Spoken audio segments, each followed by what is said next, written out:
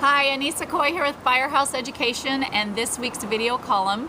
As I promised you, we are doing a series on cat loss and catastrophe losses and what you need to know if you're going to do these type of losses. So this week our video is going to be about asking yourself the most important question and the first thing that you need to consider when you're going to do this kind of work, and that is, should you be doing this kind of work? Okay, it's a really important question to ask yourself, and that's because you have to really understand that catastrophe losses are very different. They are a completely different animal than your one-offs. Okay, we do a lot of the procedures, obviously similar. When we're cleaning a structure, I mean, that's cleaning a structure. Whether you're in a cat loss or a single fire, whatever, like it's cleaning a structure, okay?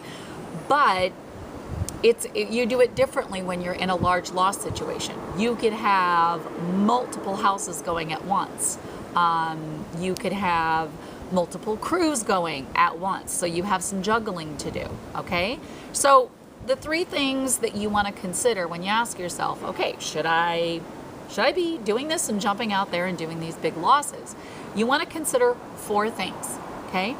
You want to consider what's your manpower, what's your financial resources, what is your equipment that you have and available to you, and what's your knowledge, okay? So the first one we're going to talk about is manpower. So you need to decide, do I have enough people that I can take part of my crew with me, and who's going to stay home running my business? In fact, you might be a one-man or woman show, and you may be the only one in your business. So if you leave to go do catastrophe losses, which by the way you can, being just a single owner-operator, absolutely. We can talk about that later. You're going to leave your business stopped. So you're not going to be there taking care of your clients while you're gone.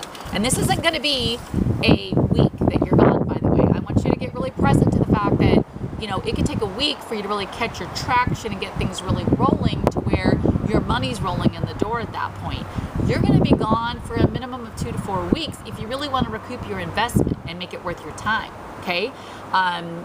You can, and now that being said, I'll tell you of a scenario where we actually, in 10 days time, we did $118,000 in a cat loss, and it was only 10 days that it lasted. Okay, but that being said, 2 to 4 weeks is generally what you're going to need to be planning on being gone, and you could be gone for months if you really wanted. Okay, now you don't have to. You can pull the plug at any time, but what I'm saying is, depending on where you're traveling to, by the time you have your upfront expenses of getting your vehicle or your crew or whatever there and set up and going, you got to recoup those startup expenses because those are just upfront. Okay, so you need to think about your manpower abilities. You can also take yourself, and you or one or two key people, and you can do what we've done in the past when we've handled hurricanes.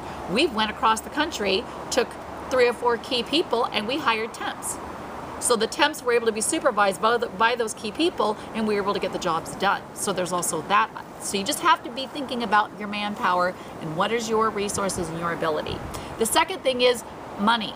Okay, it takes money to go do this. You need to be able to fund yourself. You're going to be paying for housing. You're going to be paying for food for yourself and a crew. You might be driving across the country, so now you're driving with the price of fuel today. You need to be taking that into consideration. Okay, we drove our 34-foot mobile cleaning unit to do this cat loss in Utah, 12 and a half hours one way.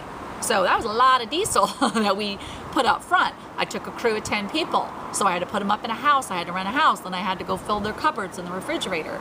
So there was some money out front that we put out with absolutely no job signed, not knowing if we were going to make any money back or not. So you have to be able to put up some money financially, and then you're not going to immediately get paid necessarily. Now you might, okay, some situations you might get paid right away by running someone's credit card, homeowners paying you up front and going to their insurance company later, this sort of thing, but you may not, all right? So you got to be able to financially do this. There's an immense opportunity here financially in cat losses, but I have also seen that there's an immense opportunity to financially ruin yourself doing these type of losses, and I've seen restoration companies go under doing this sort of thing. Okay, so be aware of that. What are your financial resources? The other thing to consider, the third thing, is your equipment. What equipment do you have? What equipment do you have available to you? What resources do you have to rent or lease equipment during this situation? You might find, depending on the situation, that there is no equipment to rent or lease because everyone else has also jumped in there and grabbed it up. Okay, so you really need to be thinking about this stuff. The fourth thing is your knowledge. Do you know what you need to know to be able to go do this kind of work? Do you know how to take a generator and fire it up and run your equipment off of it? Because that could be what you're doing. You could be pulling a pull-behind generator on a trailer that you pull up to a structure, and that's how you dry it out, or that's how you run the equipment to deodorize and clean it. Do you know how to do that? Do you know how to get a hold of one? Do you know what you need to know about the paperwork and documentation, working with the adjusters? It's just different knowledge. It's very similar to what we do when we do our one-off situations or that you might do back home, but it is different. So you definitely need to be thinking about that. Do you know that you need to react quickly? You got to pull the trigger if you're going to do a cat loss. You can't sit there and wonder while it's going on for a week or two, oh, am I gonna do this? I don't know. You know, this sort of thing. Like, you hesitate, all the equipment's gone because the other guys picked up the phone and said, hey, so-and-so, I need all your air movers. Hey, so-and-so, I need all your hydroxyl units. Like, they're going to get this stuff snatched up because they're going to run out there and see what they can do to get part of this cat loss and make some money.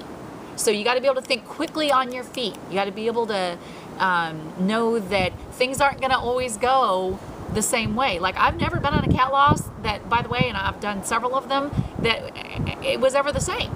Everything's different. Some we had to go drive out to actually get fuel and bring fuel tanks back for our own rigs and our own equipment.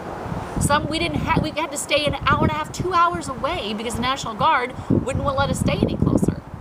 So you have to think about that and be able to go, am I okay with the unknown? Am I okay thinking on my feet, kind of changing things up? Because guess what? It could change. In fact, we got evacuated on one cat loss we were on because the storm surged back and another little one hit us and came back at us. So we had to evacuate out of our hotel and all of our equipment and our crew. Okay, so you got to think about that if you're going, should I be doing cat losses? Now, I know I just threw a lot at you, but the next few weeks of video, we're going to start chunking some of this down, okay? And these are the questions that you need to be asking yourself right now. I hope you found this video valuable. I am certainly enjoying doing them in the sunshine for you.